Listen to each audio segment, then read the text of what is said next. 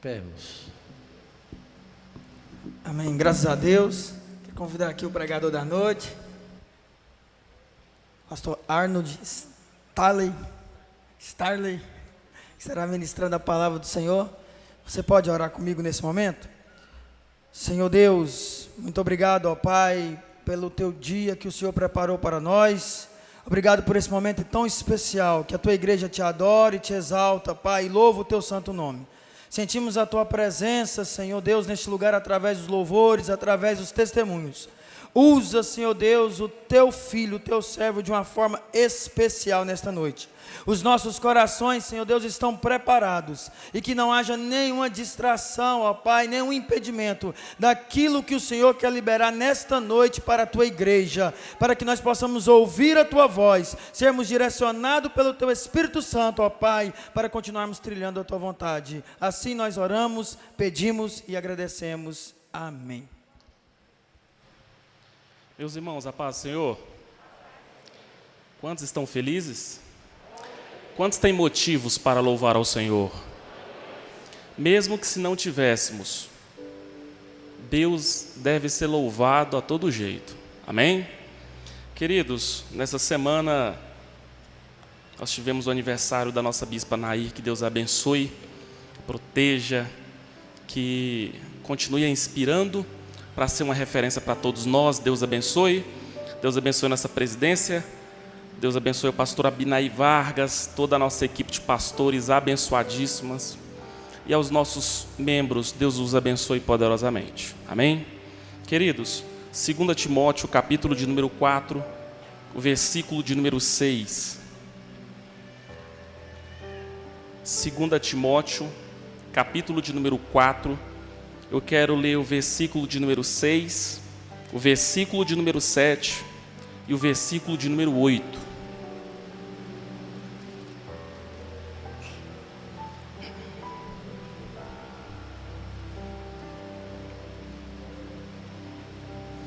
Deus abençoe minha família, minha esposa e minha filha.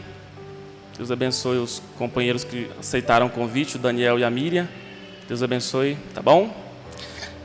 Diz assim: porque eu já estou sendo oferecido por aspersão de sacrifício, e o tempo da minha partida está próximo. Combati o bom combate, acabei a carreira, guardei a fé. Desde agora a coroa da justiça me está guardada, a qual o Senhor, justo juiz, me dará naquele dia, e não somente a mim, mas também a todos os que amarem a sua vinda. Deus abençoe.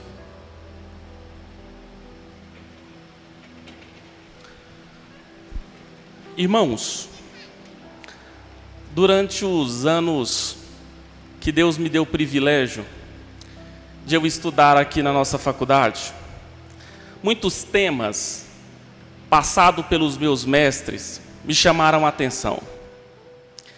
Mas nenhum tema, nada, me chamava mais a atenção do que a vida de um personagem bíblico.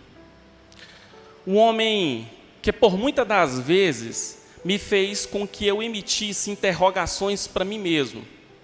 Por exemplo, quem ele era, de onde ele veio, e talvez a grande pergunta que eu ficava a me fazer é: por que Deus resolveu usar esse homem de uma forma tão extraordinária? Esse homem era o apóstolo Paulo, um homem que, se nós formos observar a história dos imperadores romanos, ele, sem sombra de dúvidas, gerou uma influência mais do que todos eles. Um homem que era uma arma na mão de Deus. Alguém que, sem sombra de dúvidas, deixa um legado que simplesmente, enquanto houver vida nesse planeta, vão lembrar desse homem. É a maior referência de homem que Deus usou no Novo Testamento, depois do próprio Jesus Cristo. Sem sombra de dúvidas, 13 cartas escritas.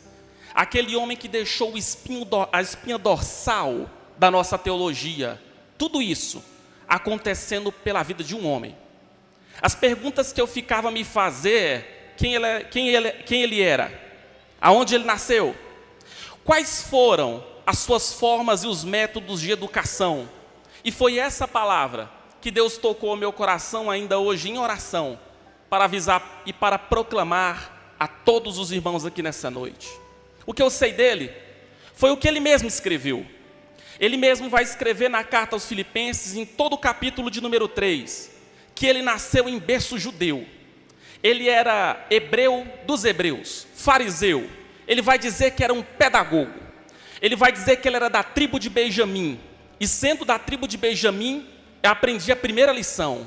Ele nasceu e ele foi formado com a perspectiva de uma metodologia judaica, mostrando que isso era cumprir uma ordem que Deus havia estabelecido. E a pergunta que eu fiquei a me fazer é: qual era a ordem que Deus passou para todos os pais judeus, para o propósito de criação dos seus filhos?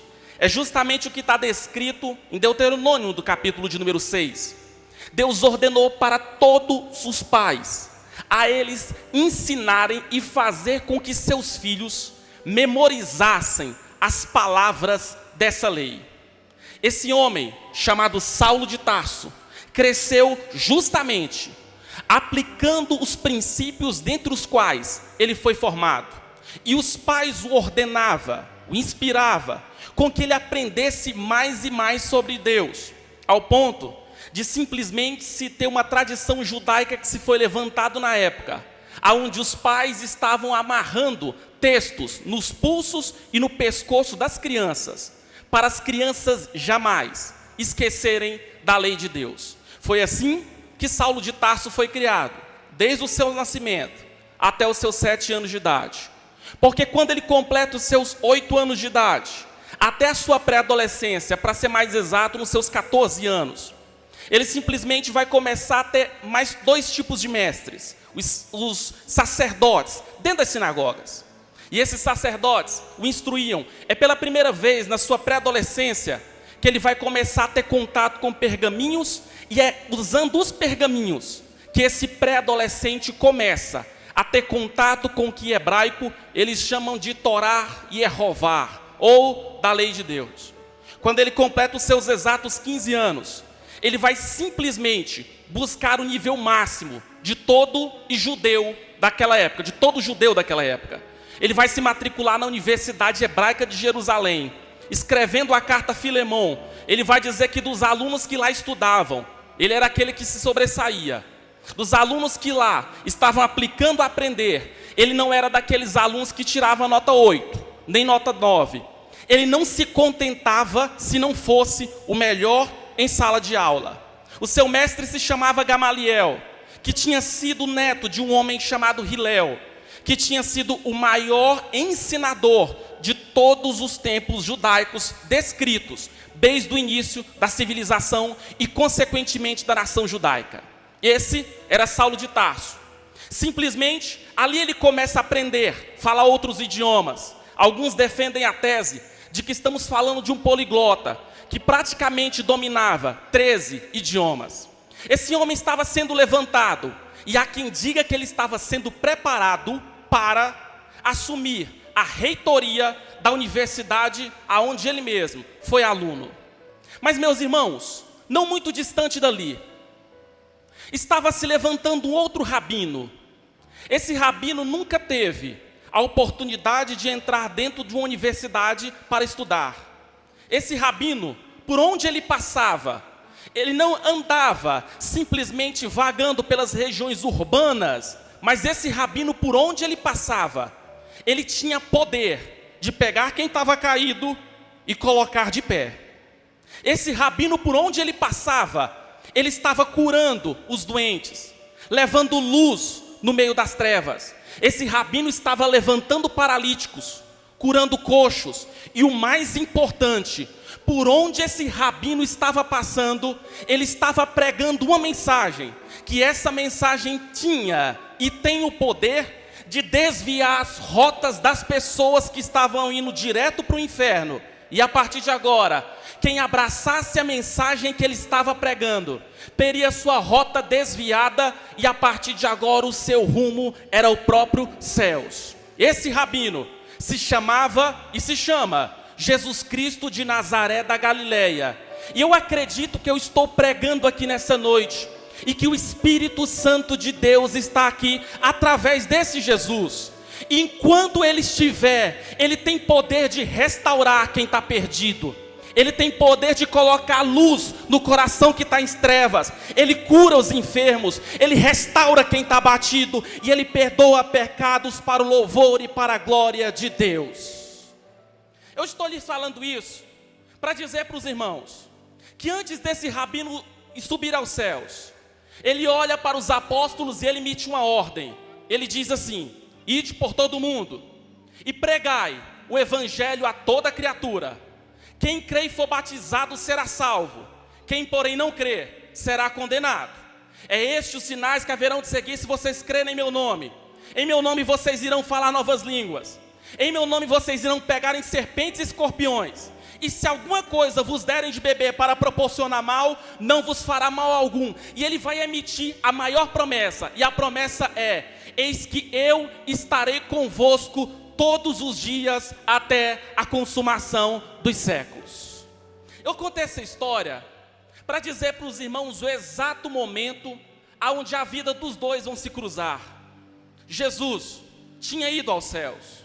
Os apóstolos vão começar a pregar o evangelho até o dia que simplesmente a mensagem chegou aos ouvidos de Saulo de Tarso.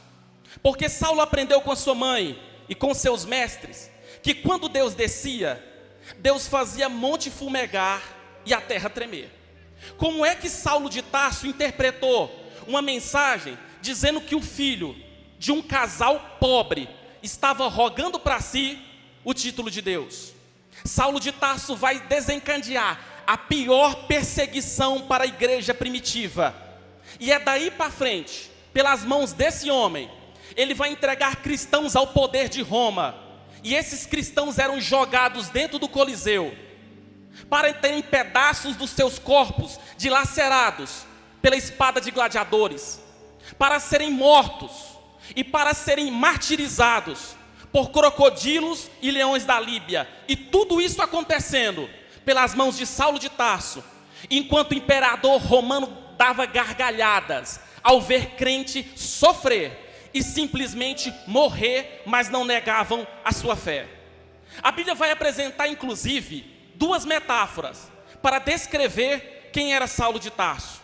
Na definição de um doutor em teologia, ele simplesmente diz que era a pior praga para o crescimento da igreja no século I. Esse homem simplesmente, a Bíblia vai apresentar a metáfora de Atos capítulo 9, versículo de número 1. A Bíblia diz assim: e Saulo respirava ameaças contra os discípulos.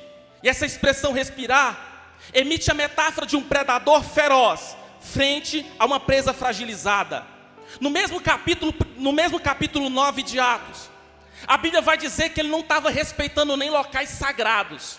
Saulo de Tarso estava entrando dentro de sinagogas, arrancando cristãos à força e simplesmente torturando cristãos até a morte, dizendo para ele: ou vocês negam a Jesus, ou simplesmente vocês vão pagar com a sua vida. O texto vai dizer que é Jesus quem o chama de perseguidor, dizendo: Saulo, por que me persegues? É ele quem vai dizer em 1 Coríntios capítulo de número 15, dizendo que dos apóstolos ele deveria ser o menor, pois ele perseguiu a igreja de Deus. Esse homem era perseguidor de cristãos, amava ver cristãos simplesmente serem torturados e mortos. Mas a Bíblia Sagrada ainda vai apresentar uma outra metáfora. A Bíblia diz em Atos capítulo 26, verso 14, que no dia que Jesus o chamou e o pergunta, dizendo: Saulo, Saulo, por que me persegues? Dura coisa é para ti recalcitrar contra o aguilhão. E eu não sei se você sabe, mas aguilhão é um método que se utiliza para amansar touro bravo. Esse era Saulo, um touro bravo. Não retrocedia, não recuava, até verem cristãos mortos e dilacerados. E tinha o maior prazer em ver cristãos negarem a sua fé. Era uma arma na mão de Satanás. A pergunta que fica é: como é que se para um homem desse? Como é que se dá simplesmente um stop na vida de um homem usado de uma forma desse jeito? A Bíblia vai dizer que ele vai simplesmente no sinédrio arrancar cartas para ter a sua jurisdição aumentada, para perseguir mais cristãos. Porém, a Bíblia diz que no dia que esse homem se dirige ao local rumo Damasco, é ele quem narra em primeira pessoa, dizendo assim: e eis que eu vi uma luz que era mais forte do que o sol ao meio-dia. É brincadeira de criança, irmãos, tentar olhar para o sol. E Saulo vai dizer que a luz que o encontrou simplesmente brilhava mais forte do que o sol ao meio-dia. E Jesus, enquanto esteve na terra, ele diz que ele era a luz do mundo e que quem olhasse para ele jamais voltaria a andar em trevas. Sabe o que é que nós temos? A Bíblia diz que ele cai por terra, e caindo por terra, o texto vai nos apresentar a primeira lição: que não tem predador que seja implacável, que não tenha touro que seja feroz, que dê conta de olhar dentro dos olhos do leão da tribo de Judá e ficar de pé. Ele foi abatido, foi caído em terra, e Jesus grita lá do céu dizendo: Saulo, Saulo, a partir de agora tu és para mim um vaso escolhido. A primeira coisa que eu quero que os irmãos entendam: Saulo não se converteu, Saulo foi convertido.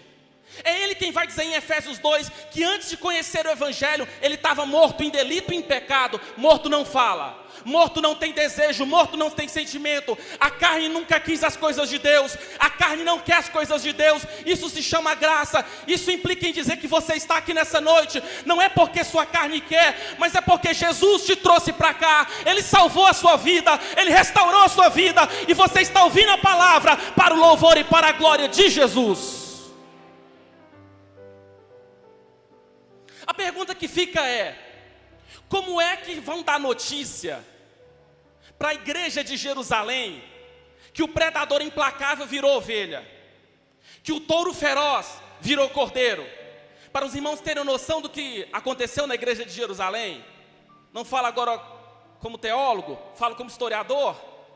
Talvez, na minha opinião, talvez o pior homem de todos os tempos chama Hitler, porque um homem que tinha coragem de pegar seres humanos, usar 2 barras de ferro e fazer a compressão da cabeça até a massa cefálica sair para fora. Um homem que simplesmente ordenava com que mulheres judias tivessem as suas barrigas abertas enquanto estavam grávidas, se colocava ratos, porque na mente dele era melhor ter um rato dentro da barriga do que ter um filho judeu. Tenta imaginar que esse homem estivesse vivo e que nós fôssemos judeus, e o pastor Abinaí pegasse esse microfone e falasse assim: irmãos, Hitler se converteu. E eu quero dar uma boa notícia para vocês: terça-feira ele vai estar aqui na nossa celebração conosco. A pergunta é: você acreditaria que da noite para o dia esse homem se converte? Que da noite para o dia esse homem se regenera? Que da noite para o dia esse homem se transforma? Pois é, a igreja também não acreditou. A grande questão em xeque é: a igreja de Jerusalém estava com um erro. Sabe qual que era o erro da igreja? É acreditar que restauração, regeneração é obra dos homens. Escute bem o que eu vou lhe dizer e receba isso por onde você estiver, tanto aqui no templo quanto você que está na sua casa.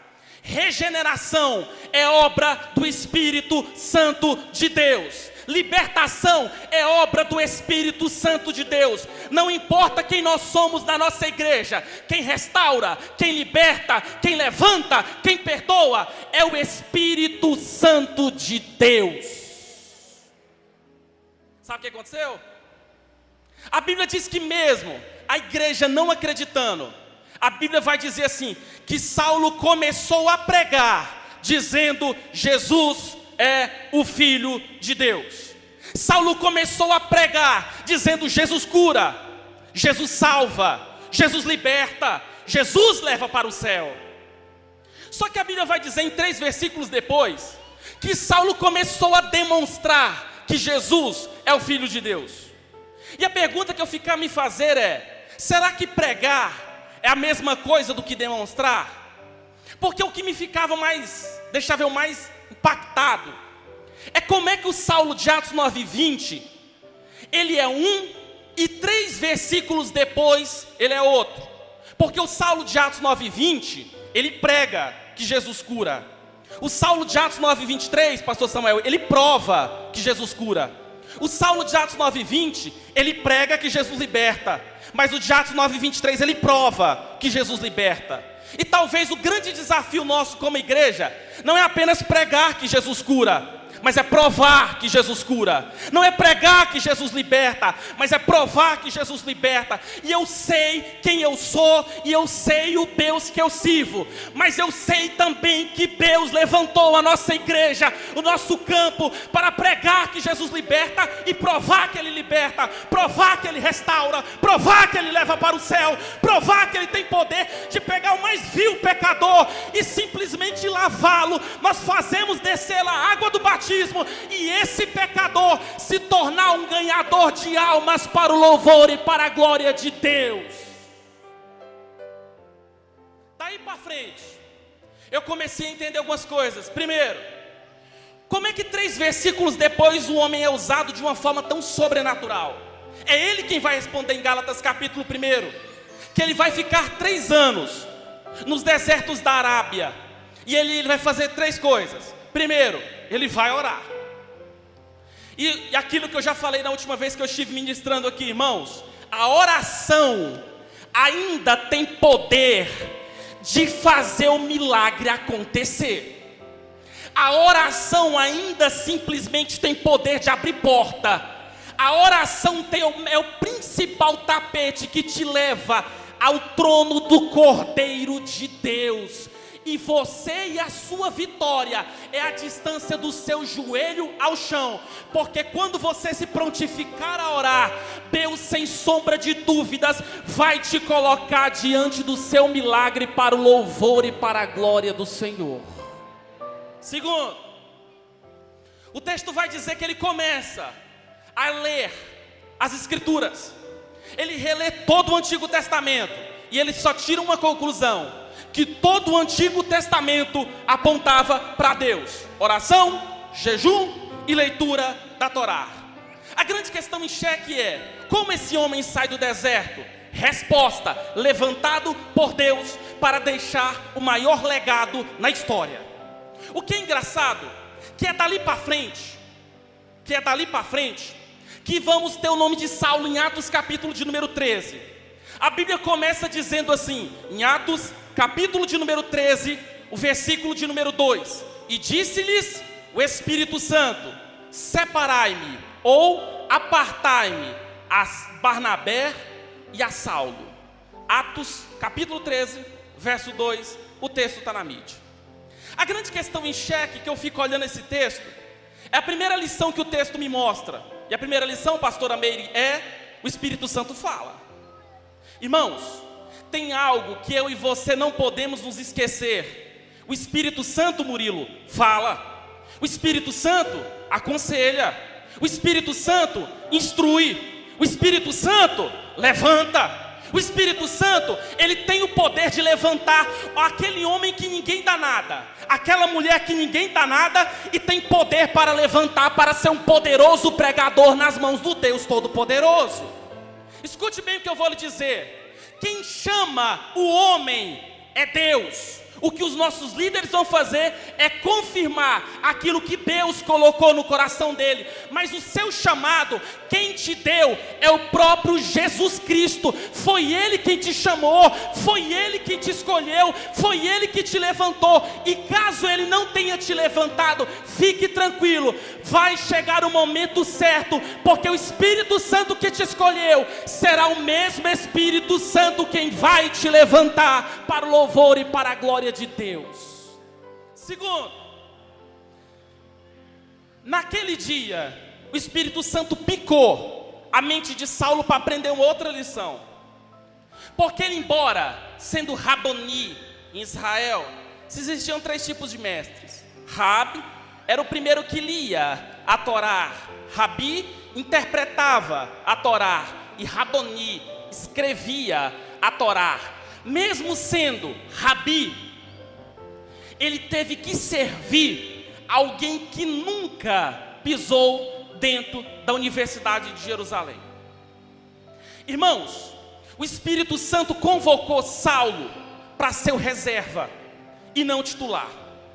O Espírito Santo ordenou para que Saulo, que era simplesmente um doutor, servisse o que simplesmente era caracterizado por ser analfabeto. A lição que o Espírito Santo estava ensinando para Saulo era uma lição diferente que nós não podemos nos esquecer. Geralmente, a gente gosta de profecias, pregações e louvores que diz que Deus vai te colocar no palco. Eu quero garantir para os irmãos que você não vai encontrar Deus dando palco para Abraão, Deus dando palco para Isaac e nem para Jacó. Eu quero garantir para os irmãos que o palco que Deus deu para o seu filho foi uma cruz. E eu quero dizer algo para todos aqui nessa noite.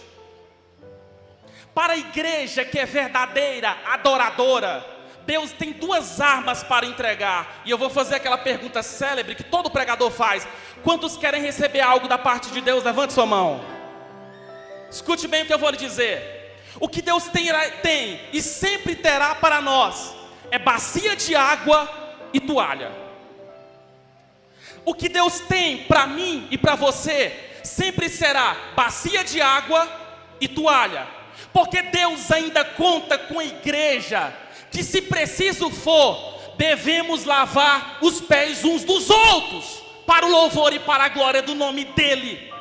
Deus simplesmente conta com a igreja que está disposta a servi-lo, a adorá-lo em espírito e em verdade, e toda vez que for necessário, a servir a sua obra. Afinal de contas, o nosso pagamento, quem vai dar não vai ser os homens, mas tudo aquilo que você faz para a obra de Deus, fique tranquilo, quando você chegar aos céus, Deus vai te galardoar por tudo, para o louvor e para a glória do nome dEle. É daí para frente que nós vamos ter a Bíblia emitindo a seguinte realidade: Saulo, que tem a raiz do seu nome hebraico de Saul, que significa homem grande, a partir de agora o seu nome é Paulo. O seu nome romano, que vem de Paulus, que significa homem pequeno. O Espírito Santo estava usando e estava ensinando a Saulo que Deus não usa homens que são altivos, orgulhosos e soberbos, mas Deus usa gente que sabe que eu não posso, mas quem pode é Ele, que eu não faço, mas que quem faz é Ele. Escute bem o que eu vou lhe dizer. Não importa se nós somos pregadores reconhecidos ou não, não importa o lugar que nós estivermos, todo culto só será um culto diferente se a presença de Deus estiver no nosso meio aqui nessa noite. E em nome de Jesus, eu recebo a autoridade de Deus para dizer para você: a presença de Deus está aqui nessa noite, e o Espírito Santo de Deus está tocando o seu espírito aí, está renovando você, está restaurando você. E escute bem o que eu vou lhe dizer: receba a autoridade de Deus para orar, receba a autoridade de Deus para ler a palavra, porque escute bem o que Deus lhe trouxe aqui para você ouvir. Deus escolheu as suas cordas vocais para serem instrumentos poderosos a favor do reino dele, e você vai receber o seu chamado e a sua promessa, e você vai alcançar para o louvor e para a glória de Deus.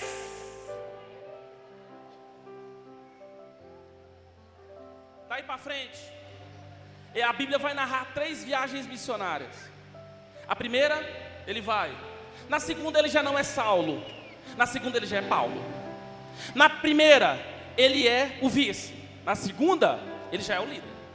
É Paulo e Silas que vão para território grego. E quando eles vão para território grego, a Bíblia diz que eles pregam a palavra, e pregando a palavra, o texto vai dizer que uma moça é liberta por demônios. E quando essa moça é liberta, a Bíblia vai dizer que se levanta um verdadeiro alvoroço no local onde eles estavam. Vão pegar Paulo e vão pegar Silas, vão prendê-lo, vão trazer chicotes e vão começar a bater nas suas costas. Eu queria que a mídia, por favor, colocasse 2 Coríntios capítulo 11, o versículo de número 24, que é Paulo quem vai dar o relatório ali, do que ele sofreu nesse dia, que ele foi pego na sua segunda viagem missionária. Ele vai dizer assim: recebi dos judeus, 5 vezes recebi dos judeus, 5 quarentena de açoites menos uma. Irmãos, não há relatos históricos de alguém que sobreviveu a 3 sessões de chibatadas dessa. Paulo vai narrar dizendo que ele recebeu 5. As pontas dos chicotes eram espécie de anzol, que elas, quando grudavam na pele, elas vinham arrancando pedaços da carne. É ele quem vai dizer em Gálatas, no capítulo 6, ele ainda vai dizer assim: olha, eu preguei o evangelho e eu apanhei por causa de Cristo, eu trago no meu corpo as marcas de Jesus. Esse homem sofreu e pagou justamente com a sua saúde o evangelho de Jesus que ele servia. A Bíblia Sagrada ainda vai dizer que quando esse homem começa a apanhar, esse homem começa a sofrer por causa do evangelho, mesmo percorrendo 3 continentes, mesmo fundando igreja, levantando missionários, ele está apanhando agora por causa do evangelho.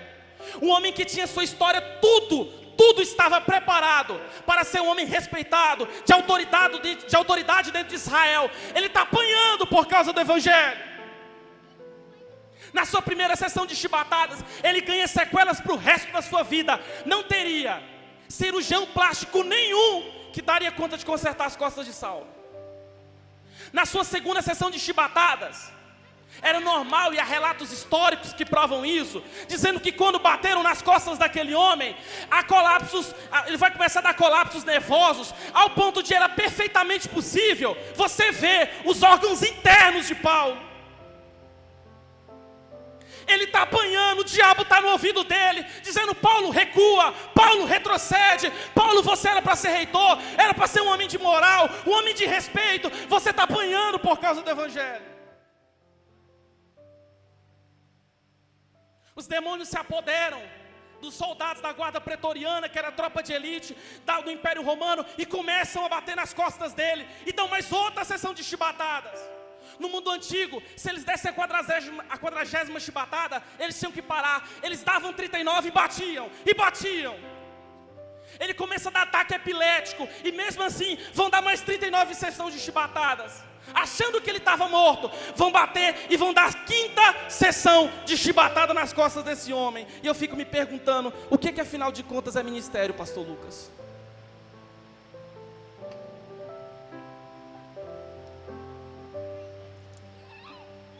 Soldados romanos acharam que ele estava morto e vão jogar a desfiladeira abaixo.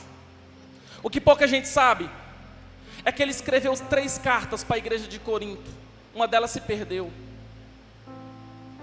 Quando ele está passando esse episódio, ele estava na metade, ele estava mais ou menos no início da carta à igreja de Corinto.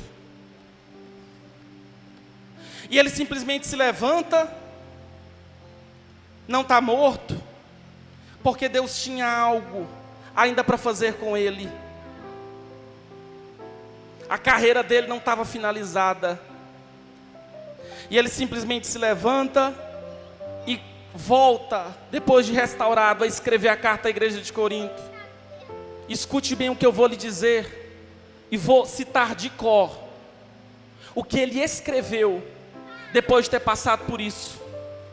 Ele escreve para a carta à igreja de Corinto dizendo assim: olha, por isso não desfalecemos, ainda que o nosso homem exterior se corrompa, o nosso homem interior se renova de dia em dia. E não atentamos nós para as coisas que nós vemos, mas para as coisas que nós não vemos. Porque as coisas que nós vemos, estas coisas são temporais, mas as coisas que nós não vemos, estas coisas são eternas. Ele não vai parar. O diabo não parou esse homem. O sistema romano não conseguiu fazer esse homem parar, e ele se levanta. Ele é preso 2 vezes. Na primeira prisão, ele vai escrever a carta à igreja de Éfeso, de Roma, e a carta para a igreja de Filipos. E na carta para a igreja de Filipos, ele vai ordenar aos cristãos: olha, alegrai-vos no Senhor. Ele está preso e está ordenando à igreja: se alegrem, regozijem-se, Jesus já veio na cruz do Calvário por nós. Escute bem o que eu vou lhe dizer. Essa frase que diz que o melhor de Deus já está por vir, ainda está por vir, ela não retrocede, ela não procede. O melhor de Deus já veio na cruz do Calvário há 2000 anos atrás. Sabe o que vai acontecer? Ele vai simplesmente escrever a segunda carta a Timóteo. E ele vai dizer assim: antes que Deus abençoe a casa de Onesíforo, porque ele muito me recriou. Sabe o que Onesíforo fez? Ele andou numa distância como daqui até Fortaleza, de pé. Chega lá, não deixaram ele abraçar Paulo. A única coisa que deixaram foi ele subir em cima de uma pedra, olhar por dentro de uma masmorra romana, de uma barra, com 3 barras de ferro. E ele gritou para Paulo, dizendo assim: Paulo, Paulo, abandonado pelos homens, mas jamais abandonado por Deus. Esquecido pela terra, mas jamais esquecido pelos céus. E é isso que eu quero dizer para alguém aqui nessa noite. Você pode estar esquecido pelos homens, mas você não está esquecido pelo Deus que é o seu Deus, que está sentado no trono e está olhando você todos os dias da sua vida. Ele simplesmente se lembra dele e diz assim: que Deus abençoe a casa de Onesíforo, porque ele muito me recriou. Esse homem sai da primeira prisão, prega o evangelho, prega para o imperador romano, prega para a autoridade, ganha almas, apresenta países a Jesus, e ele é preso de novo. E quando ele é preso de novo, a Bíblia Sagrada vai dizer que ele vai escrever a segunda carta a Timóteo. E no capítulo de número 4, o versículo de número 16, ele vai começar, o versículo de número 6, que é o texto que nós lemos. Ele simplesmente já começa a abrir a boca e escrever e dizer para si mesmo: o tempo da minha partida está próximo. Ele está sabendo que está chegando a hora de Deus recolher. Estou falando de um senhor de mais ou menos 60 anos de idade, com seu corpo dilacerado, mas o seu legado deixado e feito com sucesso. A palavra partida ali é a palavra grega anelises. E a pergunta que fica é: o que é a morte para o cristão? O que é a morte para o homem crente e para a mulher crente em Jesus? É ele quem vai responder. Que anelises era utilizado em 3 situações. Da situação, digo apenas uma. Anelises era utilizado naquela atitude, em arrancar as estacas da terra, guardar a barraca e voltar para casa. Sabe o que é a morte para o crente? É simplesmente guardar a sua barraca aqui na terra e retornar para os braços do Pai que está nos céus.